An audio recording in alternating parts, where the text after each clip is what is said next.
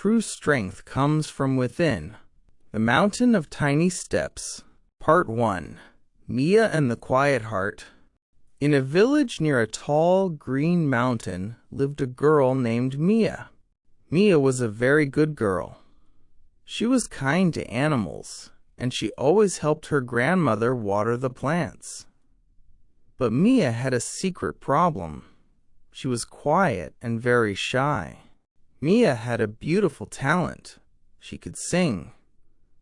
Her voice was like the soft sound of a clear river.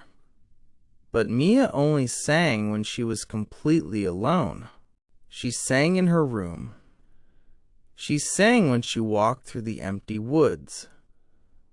If her grandmother came into the room, Mia would stop singing quickly, like a bird flying away. Mia was not brave. She was afraid of many things. She was afraid of speaking loudly. She was afraid of meeting new people. Most of all, she was afraid of standing on a stage. The town had a big festival every summer. People ate good food, danced, and sang songs on a stage in the middle of the village. Mia's grandmother said, "Mia, you must sing this year. Your voice is a gift." Mia shook her head quickly. "No, grandmother. I cannot. My legs will shake, and my voice will forget the words. I am not confident." She felt a big, tight knot in her stomach when she thought about all the faces looking at her. "Confidence," her grandmother said, smiling softly, "is not something you buy. It is something you grow, like a strong flower." Part 2. The Wishing Tree.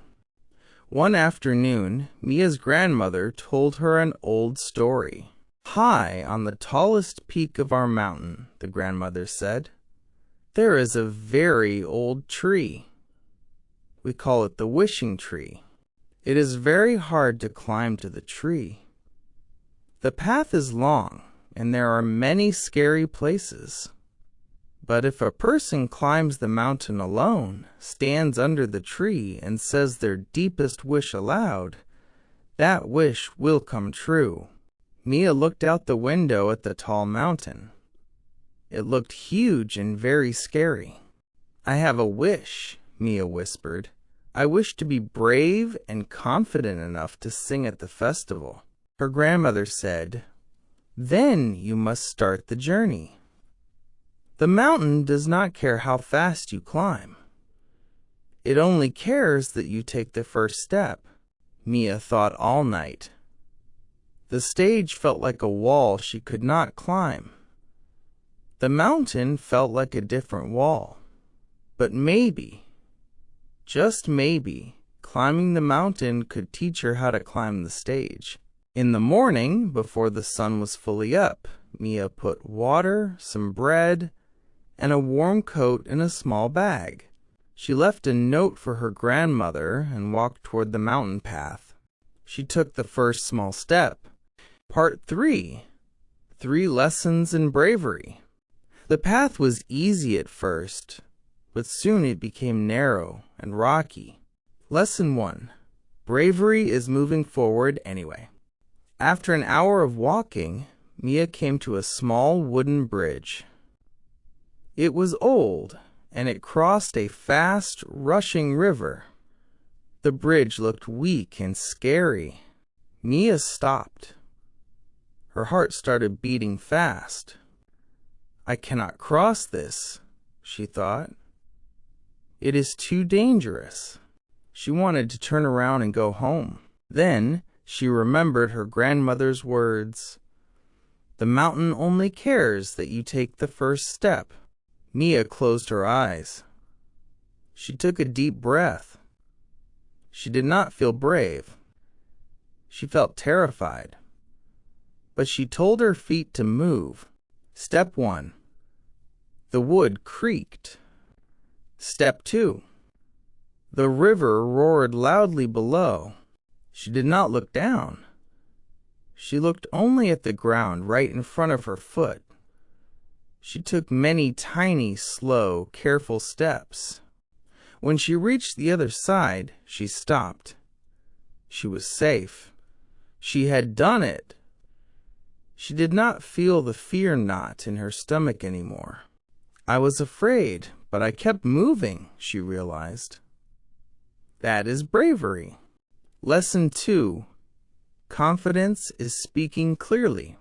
Later that day, Mia got lost. The forest was thick, and all the trees looked the same. Mia was alone and did not know which way to go up. Suddenly, she saw an old man sitting on a large rock, eating an apple. Mia knew she must ask for help, but her throat felt tight. She hated talking to strangers. She walked closer, then stopped.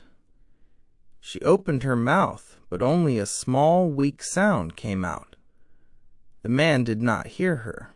If I cannot ask for help, I will stay lost forever, she thought. She stood straight. She looked the man in the eyes. She said the words loudly and clearly this time. "Excuse me, sir. Can you show me the way to the top path?" The old man looked up and smiled. "Of course, young woman. You are walking the wrong way. Follow that little stream." Mia felt heat rise in her face, but she had asked, and she had received help.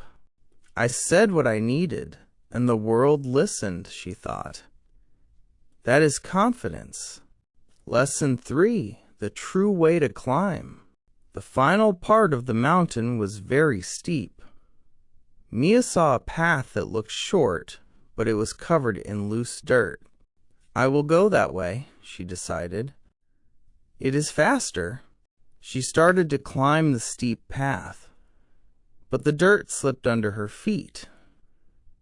She tried to grab a rock, but she lost her balance and fell down a short distance. She was not hurt badly, but the dirt was on her face and hands. She felt like crying. I failed. I am not good at this, she thought sadly. I should just quit. She sat there for a moment. Then she looked up. She saw the wishing tree was still there, waiting. She looked to her left. She saw a longer, slower path, but it had solid stones for steps. It would take more time, but it was safer. Mia stood up. She brushed the dirt off her coat. She chose the long, slow, safe path. She did not give up after falling. Failing is not the end, she thought, breathing deeply.